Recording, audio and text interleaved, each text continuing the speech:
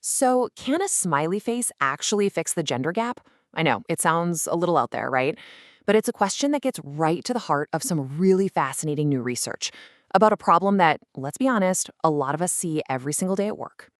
Okay, just think back for a second. Your last big team meeting. You've got people brainstorming, throwing out big ideas, but who's the one who always gets asked to take the notes?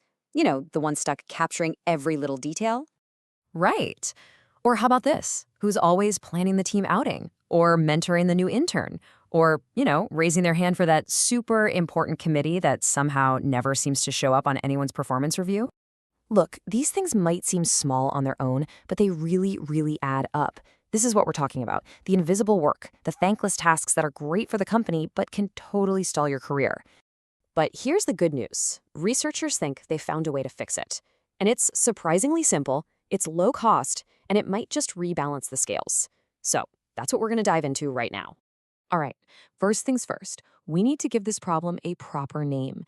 And the researchers, they call it the thankless task problem. The official, more academic term is low promotability tasks, LPTs for short, and the definition here really says it all. These are jobs that are absolutely essential for the organization to run smoothly, but they're not the things that are going to get you a raise, a bonus, or that big promotion you're after. And what's crazy is just how common this stuff is. It's basically office housework, organizing the retreat, serving on some committee, taking notes, all the things on this list. They don't really require a special skill, and half the time, nobody even notices who did them. But here's the kicker. The burden of all this work, it's definitely not shared equally. So to actually measure this, the researchers set up this really clever experiment. And in their very first test, the baseline, you can see the gap right here in this chart. It's pretty clear, right? On average, women volunteered for almost 3 of these tasks, while men barely volunteered for 2. Let's boil that down to just one number: 48%. Women volunteered a whopping 48% more than men for these tasks. That is a huge difference.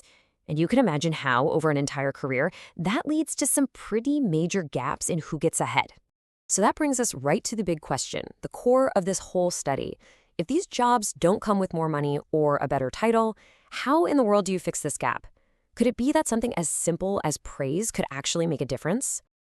And here's the catch, right? You can't just throw money at it. The second you offer a bonus for taking meeting notes, well, it's not a low promotability task anymore, is it? So the researchers had to find a solution that wasn't about money at all. Okay, so let's get into the nitty-gritty of the experiment itself to see how they tested this idea. They designed this really clever workplace simulation.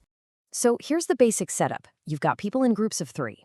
In every round, someone can volunteer for a task. Now, if you volunteer, you help the whole group out, but you get a way smaller reward than the other 2. But, and this is key, if nobody volunteers, then everyone gets next to nothing. It's that classic dilemma, right? Everyone benefits if the task gets done, but nobody really wants to be the one to do it. Then, the researchers split everyone into 4 different groups. You can see them all here.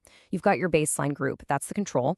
Then there's the positive group, where the person who volunteered got their name shown with a little smiley face and applause. In the negative group, they did the opposite. They called out the people who didn't volunteer and gave them a frowny face. And that last group, they got a mix of both, praise for the volunteer and a little shame for everyone else.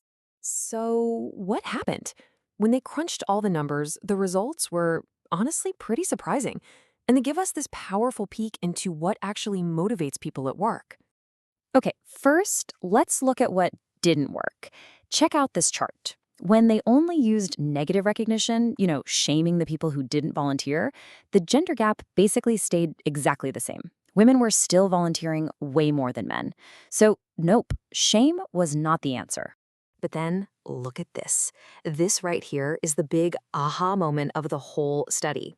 When they introduced positive recognition, praising the volunteer, the gap just vanished. It's gone.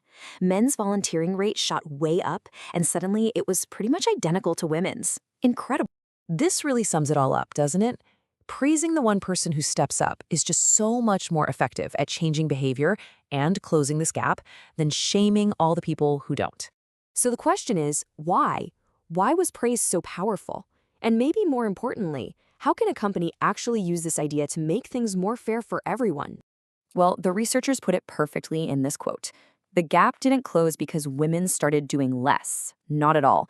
It closed almost completely because men started doing more. And that's the whole key right there. By adding public recognition, the experiment created this brand new incentive that wasn't about money. It turned a thankless task into a chance to get some praise, to earn a little status, and suddenly men started competing for it. So, what does this actually mean for the real world? Well, the study gives some super clear, actionable advice. Basically, stop letting all this office housework be invisible. Make it visible. Send out a public email thanking someone. Recognize a volunteer in a team meeting. Turn these contributions into something that gets public praise. It's a really powerful idea when you think about it. It suggests that just by, sincerely recognizing the people who do these essential but overlooked jobs, we can do two things at once. We make them feel valued, and we inspire other people to share the load. It's such a simple fix, but it really might be a key to building a fairer workplace for everyone.